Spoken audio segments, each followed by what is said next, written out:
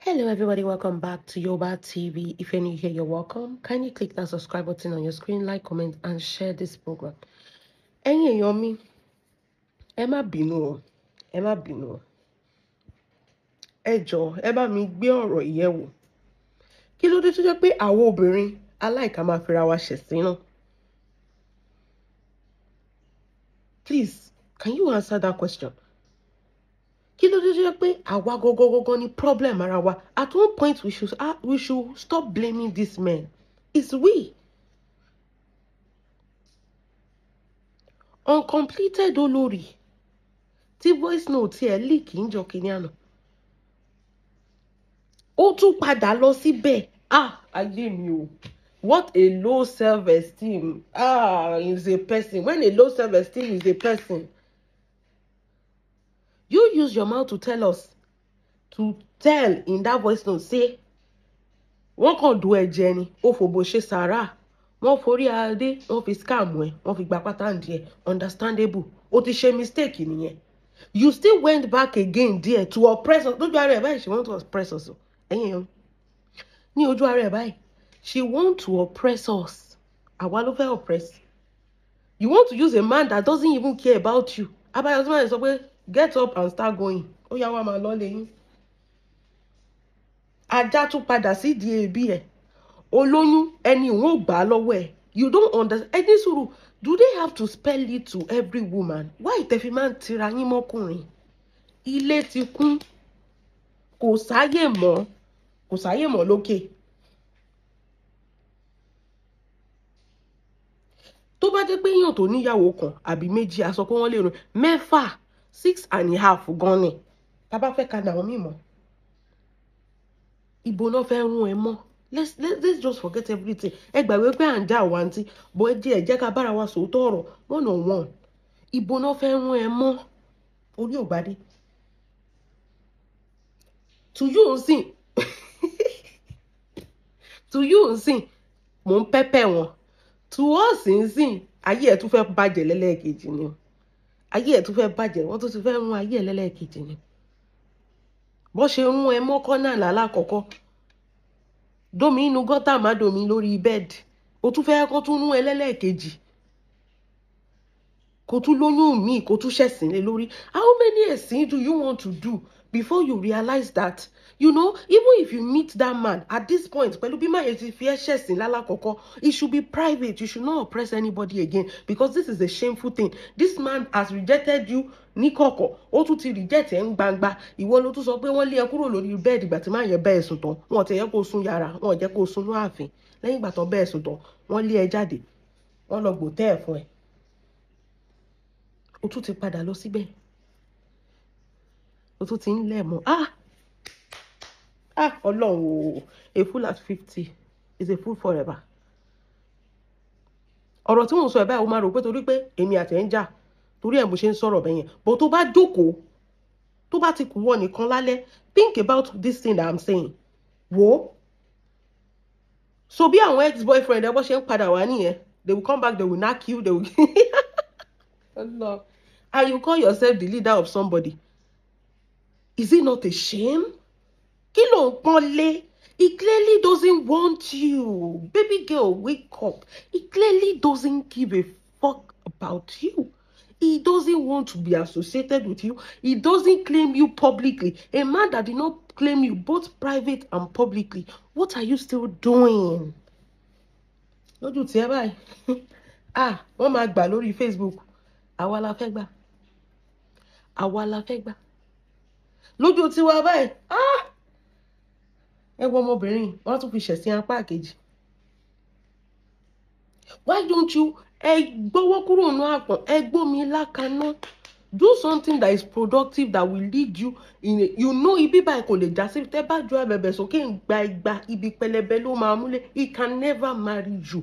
Wo kó lọ ṣe surgery kó ya gbogbo ojú ẹ̀ báyìí kán gbórí ìmí sí ẹ lórí. Kò lè fẹ́ ẹ. That man will never marry you. Why are you ṣe pẹpẹ fúùrù? Mo rí ẹ tó lọ fi bí 50,000 ló fi ṣe makeup. Kán lè rí ẹ gbogbo ojú ń kọ ni. Maybe the man has seen you, the real you. wọ́n ti rí bójú ẹ̀ ṣe rí, wọ́n ti rí pé ọpẹ́lọpẹ́ foundation àti kìíní. The man already know that okun ojú, okun gbogbo ẹ̀. Still, he's not going to notice. Hey, please, can you help me say it to her in Ijebu language so that she can understand? Because at this point, we've said it in English, we've said it in Yoruba. This baby girl is too slow to pick. When a man does not like you, let it go. That ship has already wrecked. Ni o sọ pé ó ṣèlè ó wreck ni. Ọkọ̀ yẹn ti wreck. Ó dàbí Titanic. Ibi tó wà kò lè gbérí mọ́. I hate when women do like this. If you have any conversation with him or you see him, all you have to do is to privatize it. Social media. You want us to feel like, you're still cool with Baba. The man doesn't know the game you're playing. Every Olori there already listens to the voice notes. They already know you. One mama side high, you want to come and force, they see you as the person that wants to come and force pregnancy on KBC. So it will be hard for the man to even talk to you. He doesn't say, oh yeah, did they stand up and go?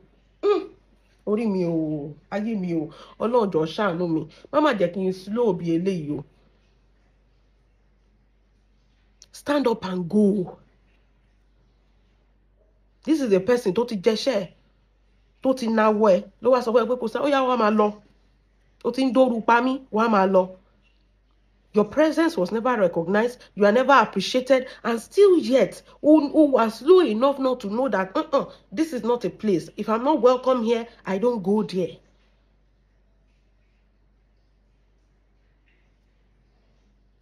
That is called low self-esteem. Tó yẹ ká tún rí ẹ pẹ̀lú a badass man. Ká wò pé yes, ìyẹn máa dùn sọ. Ó tún adá tún padà sí di èbí ẹ. Ibi tó ti fojú ẹ̀ ráre.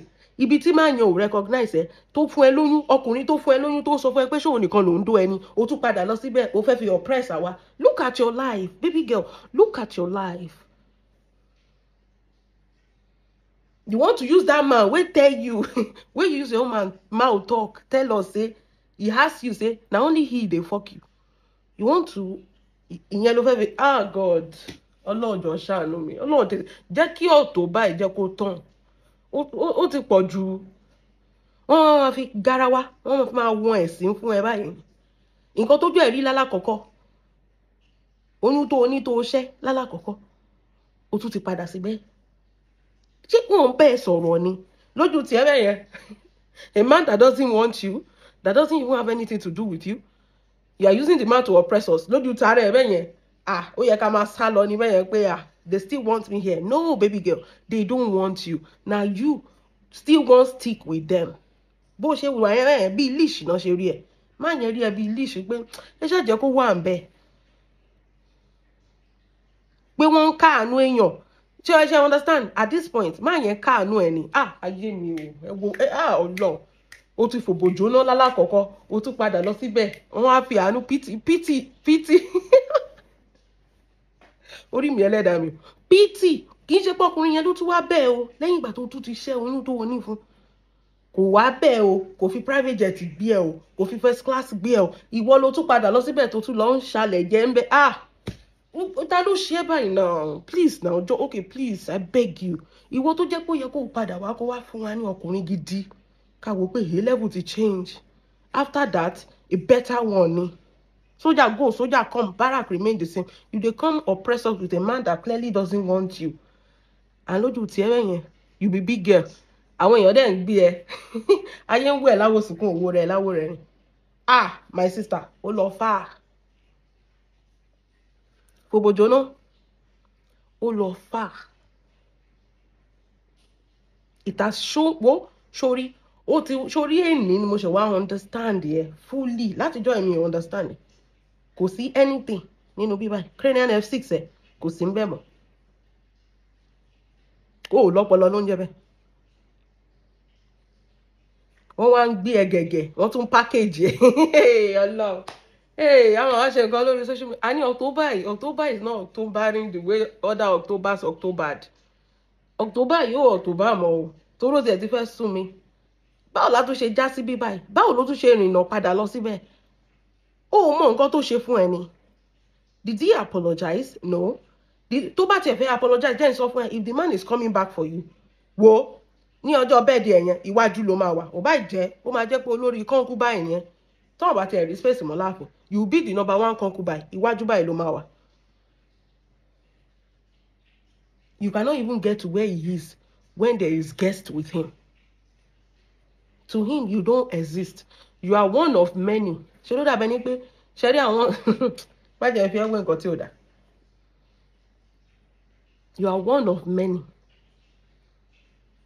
Àwọn ọmọ wo bí nǹkan tí máa fi sọ ẹ lọ kó wọn ẹ lọ ṣí wọn wá wọ́n tún ti dé. Àwọn àlùmáńjìrì tó ń fún lówó oúnjẹ bó ṣe rí lójú máa yẹn ni.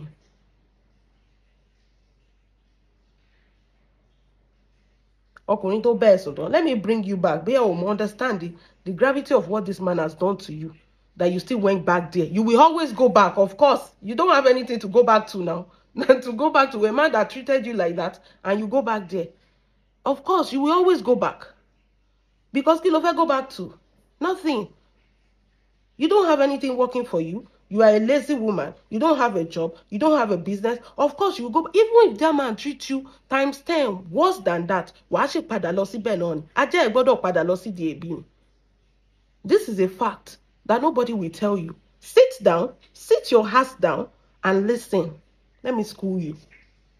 This is why you can never be respected. Ọkùnrin bẹ́ẹ̀ sùn tó nú ààfin. Wọ́n dẹ̀ lé ẹ jáde kúrò nú ààfin yẹn ìgbà tọkùnrin yẹn kúrò ńbẹ̀. Ibẹ̀ yẹn ni kò tún ṣe mọ́. Ibẹ̀ yẹn ló ti máa ẹnu èèyàn lèèyàn fi kọ méje náà. Wàá kọ̀ fún wọn lẹ́sẹ̀kẹsẹ̀ ni. Irú kíní yẹn ò ní ṣẹlẹ̀ mọ́. O tún lóyún fọkùnrin yẹn ọkùnrin yẹn tún sọ fún ẹ pé ṣó nìkan. This is a man that if you want to take 5 billion women, ilé wà, àyè wà, ibi tó máa kó ẹ sí, ó wà ńbẹ̀. You just feel like you don't deserve to be a queen. Kì í ṣe pé ibi tó máa gbé òsì akànfìn yẹn ń ṣe kinní ni o. Akànfìn yẹn ń pùlù lẹ́ẹ̀jẹ̀ ni pé kò sáyè mọ́. Tó bá fẹ́ 5,000 lénìí, ibi tó máa gbé wà, but kò lè fẹ́ nǹkan tó jẹ́ kó ó yẹ kó ti gbà yẹn by now. Ó dẹ̀ ti jẹ́ kó yẹ pé òun ò lè fẹ́ torí òun nìkan kọ́ ló ń do ẹ̀. Débi pé nǹkan tó tún yẹ kó fi mọ̀ pé ọmọkùnrin yìí ò tiẹ̀ fẹ́ ní nǹkan kan bẹ́ẹ̀ ṣe. Kò sí bí ọkùnrin ṣe ń bínú tó bá ti dọ̀rọ̀ oyún odidi ọba kò tún gbóyún lọ́wọ́ ẹ̀. Ibẹ̀ ló yẹ kó ti mọ̀ pé ejò ẹ tiẹ̀ kọjá lọ lórí àpáta tí ò ní pa ni. You just wasted your journey with that man. Wasted time, wasted effort, wasted punani, wasted everything. Waste of resources. The sperm tí máa yẹn dábàá ó kàn waste ẹni waste of resources ni. Kò yẹ kó burú títí. Wọ́n ní ọmọ ẹni ò lè burú títí ká lè fẹ́ kùn pàjẹ́. Ó wá burú débi pé wọn ò gbóyún lọ́wọ́ ẹ̀ odidi ọba tó jẹ́ pé ọmọ orí adé no wọn ọba òun ṣe bẹ́ẹ̀ yẹn náà. Nǹkan tó ti yẹ kó ṣe bẹ́ẹ̀ yẹn ni pé he hate your guts more than anything. Tó reject oyún tí ò bá tiẹ̀ ní fẹ́ ó sì máa gbọ́ ọmọ lọ́wọ́ ẹ̀. He rejected you, he rejected the pregnancy you had for him. Ó dẹ̀ tún ṣì padà lọ síbẹ̀. Sit down. Lọ wá bí kan jókòó sí. Ọ̀bùn tó ń pè ẹ̀yàn ni ẹ. Ó wá tún padà kì í ṣe pé ọkùnrin yẹn ló tún wá realize gbogbo mistake ẹ o tó wá ń fi gift àti vacation àti owó àti iyì àti àpọ́nlé tí ò fún ẹ tẹ́lẹ̀ tó ṣe wá realize pé you are a resourceful woman with a lot of things to offer. I cannot just let you go. Gbogbo attention tí ò fún ẹ tó wá ń shower ẹ with attention tá máa rí lórí social media báyìí tó máa wẹ́ ẹ kiri tó máa fi gbogbo private jet gbé ẹ tó máa pè ẹ́ sí event tó jẹ́ pé ìwọ nìkan ló máa jókòó síwájú bí eléyìí. We did not see all that. You went back again. O tún ṣe kótó o tún padà lọ síbẹ̀. O wá ṣán makeup mójú. Now by makeup, in fact kò sí òbò ẹ gan kò sí nǹkan kan tó máa ṣẹlẹ̀. Kó lo tìró kò sí nǹkan kan tó máa ṣẹlẹ̀. O tún ti fẹ́ padà tún lọ ṣàṣedànù. You fail, you go back again to the same thing all over again. Wọ́n tún fi ẹ̀ṣẹ̀ sí wà tún padà wá. How many times do you want to waste your life? Ó mọ̀ pé clock yẹn ti ń lọ my dear. You are over 50. It's already going. Ojo ti dale lórí ẹ̀. So how many wasted effort? How many people that doesn't have any value to add to your life? Lufe must spend the time with. This goes out to all of you people. To jẹ́ pé really recognize when this man doesn't want to create anything with you, doesn't want to have anything with you, doesn't want to build with you, and you will still go back to that same man. Just because you want to oppress us. Now me, you want to oppress. Now Dorcas, you want to oppress. Look at you. You are a joke. What will you hear? What will you play chess? You won't play checkers. At 50, going 51, you're playing checkers with your life. Baby girl. Something is not adding up. Nothing.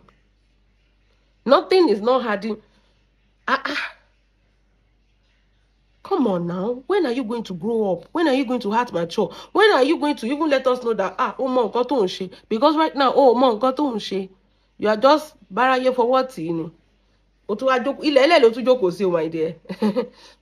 Get up and start going. Ojú tó ti ti àǹtí mi inú ọdún yìí má má jẹ́ kó tún tì í mọ́ because àǹtí mi gan tiẹ̀ like ẹ̀sìn ṣé middle name yín ẹ̀sìn náà ń pè ní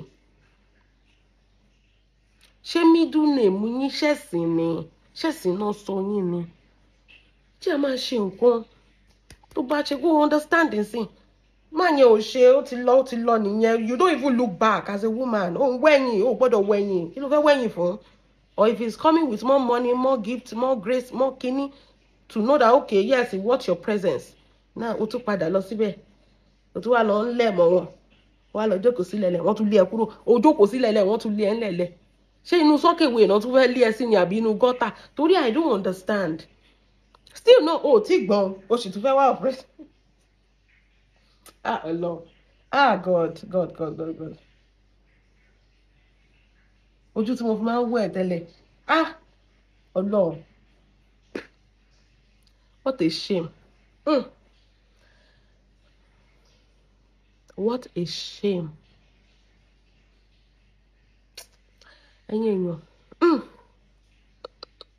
Ẹ jẹ́ a máa lọ. Tá bá sọ pé ká tún continue. Ó lè máa ké. Dẹ̀ fẹ́ kó wọ depression. Torí èèyàn tó bá ti pé 50 bẹ́yẹn, wọ́n máa ní IBP. So, eléyìí tó aṣọ tó. The word is enough for the wise. Kò láwọn àgbà máa ń sọ. Tó bá yẹ kó lọ́pọlọ, nǹkan tá a sọ yẹn sí báyìí kì í ṣe fracas lélẹ́yìí o. Òótọ́ ọ̀rọ̀ ni. Ẹ jẹ́ àmọ́ nǹkan tá bá feel about this video down below. Let me know. Have a wonderful day. God bless you. Bye.